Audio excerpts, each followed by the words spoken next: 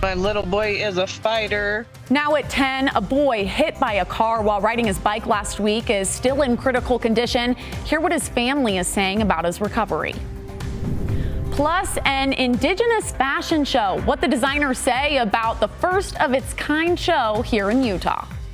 Live from Utah's first TV station, ABC4 News celebrates 75 years. Hello, I'm Sarah Murphy. Thanks for joining us this evening for ABC4 News at 10. We begin tonight with an update on a 4-year-old boy from Hurricane who still remains in critical condition. He was struck by a car while riding his bike last week. ABC4's Annika John spoke with the boy's mother. She joins us live in studio with the latest on how he's doing. Annika. That's right, Sarah. 4-year-old Crew Cash sustained serious injuries to his chest, abdomen, and head. A week later, he's still in critical condition, and his family is rallying together to help with his fight, with high hopes that their little boy will be able to come home. 4-year-old Crew Cash is fighting for his life after he was hit by a car while riding his bicycle. Crew's family says he remains on life support and has fractures in both his neck and spine. At the moment, he is unconscious, but his mother, Katie Hill, remains hopeful that her son will get through this. Deep down, we know that he's going to come home. Crew is described as a boy whose smile and laugh brightens up every room he steps into. From the time he wakes up in the morning till the time he goes to bed, he does not stop. He loves everything. He's just full of life. Hill describes him as your normal, everyday 4-year-old. He's just a typical little boy. Like, nothing is safe when he's around. Crew was life-flighted to the Primary Children's Hospital in Las Vegas that night and was then flown to the Primary Children's Hospital in Salt Lake the next day. To help with his medical expenses, multiple donations and fundraisers have been set up for the family. You know, he was life-flighted, and I mean, that alone is who knows how much money. And then just all of the injuries he sustained, he's going to be at Primary Children's for who knows how long. And, you know, my goal was to make sure that Brett and Katie can stay up there and stay with him for the remainder of time. Hill and her family say it's going to be a long road, but one they know he's strong enough to get through. My little boy is a fighter, and deep in my heart, I know we're going to be a long, long road. It's going to be a long months ahead of us, but we know that he's going to be okay. Car wash and silent auction fundraiser held for Crew on April 30th in St. George at Bear Aesthetics. There is also a GoFundMe under Crew's name to help with his expenses. You can find a link to his GoFundMe by visiting our website at abc4.com. All right, thank you, Annika. Now for an update on our flood watch. Sugarhouse Park is closed to drivers because of the rising water levels. The city saying no traffic on the roads right now is allowed, but if you want to walk or ride your bike in the park, they say to remember to stay away from the water. Water officials also say they're intentionally redirecting the water from around the city to basins in the park. In addition to those rising water levels, they say it's fast and it's cold, so make sure to stay away. They don't know yet when the park will reopen to traffic. Continuing on in our flood watch, volunteers in Salt Lake County are spending their weekend working together, shoveling dirt and filling bags to help prevent future flooding. ABC4 News went to 2 sandbagging locations today and spoke with city officials and volunteers to learn why they say a little bit of help goes a long way. The scrape of a shovel and pouring dirt. Sounds volunteers heard in Salt Lake County throughout the day. Still out here, still sandbagging because you just never know when it's going to flood. We just want to be proactive rather than reactive. Volunteers gathered in Mill Creek and Cottonwood Heights with the Mill Creek mayor and Salt Lake County mayor. Together, they filled over 15,000 sandbags. We rely on the work that's being done. We literally could not do this work if we didn't have people turn out. Our whole county, this is a team effort, right? We helped Salt Lake City when they had a problem.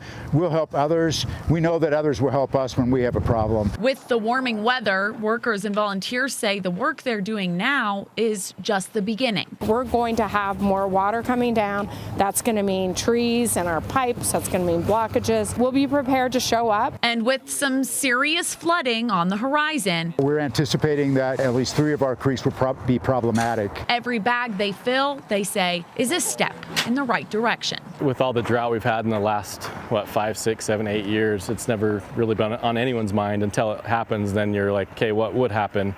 It could take out your whole house. I mean, if you're living that close to the river, I think anybody that can get out and help, it's a huge help to everyone that can't get out and do it. For more information on sandbagging locations and how you can help, head to our website, abc4.com.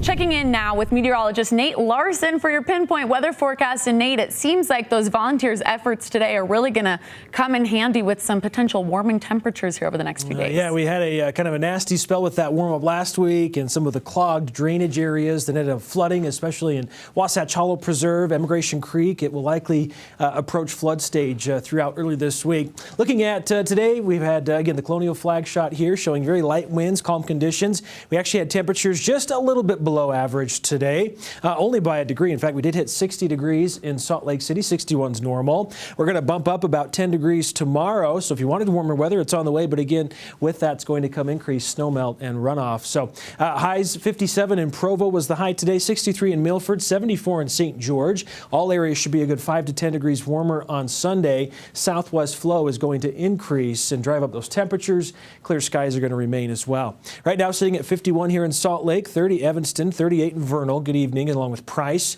St. George down to 59, 48 in Cedar City, Milford 42. Southwest flow will increase as this ridge of high pressure starts to shift east. What we have our eyes on, though, is this trough of low pressure. You can see this large counterclockwise rotation. That's an area of low pressure that's up in the Gulf of Alaska, impacting already British Columbia, sliding into the Pacific Northwest, bringing showers there.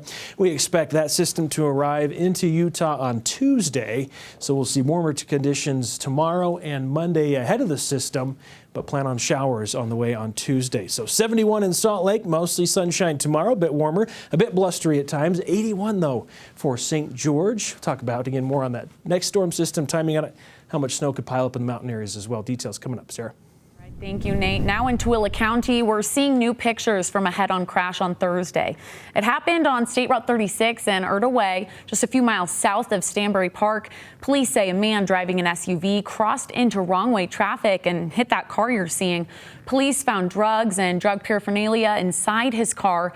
A family member of the victims tell us 2 people were inside this car and were both taken to the hospital. They're back home now. Now, fortunately, no one died.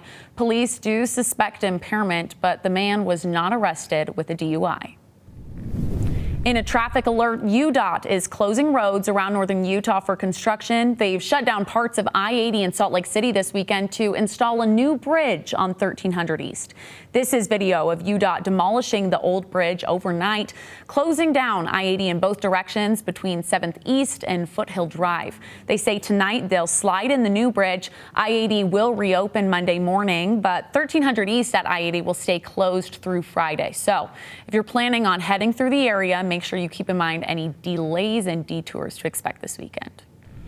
And in Davis County, part of I-15 in Centerville is closing again this weekend while crews work on building the ramp to the new West Davis Highway.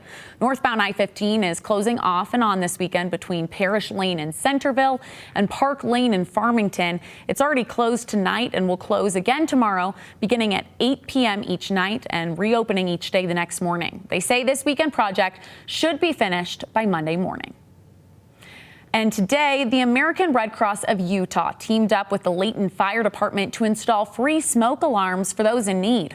A Red Cross team knocked on doors in Davis County, offering to check fire alarms and install new ones if needed. Again, all for free. They tell us smoke alarms only last 10 years. And while that might sound like a long time, it can be easy to forget about them.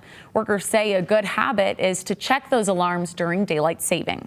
During the time changes, you're turning and testing those smoke alarms. Make sure you're changing the batteries if they have battery operated. They installed 250 new smoke alarms today. So if you need a new alarm, you can call your local Red Cross chapter. Again, they give them to everyone for free. And today, local Indigenous fashion designers got to showcase their work on the runway in what they call Utah's first Indigenous Fashion Show. It took place at the Leonardo Museum in downtown Salt Lake. The organizers say the show is a celebration of Utah's different Indigenous cultures, featuring work from Hopi, Navajo, Utah, and many more tribes. The designers expressing their culture through fashion accessories or powwow regalia. We heard from one designer who described her own line.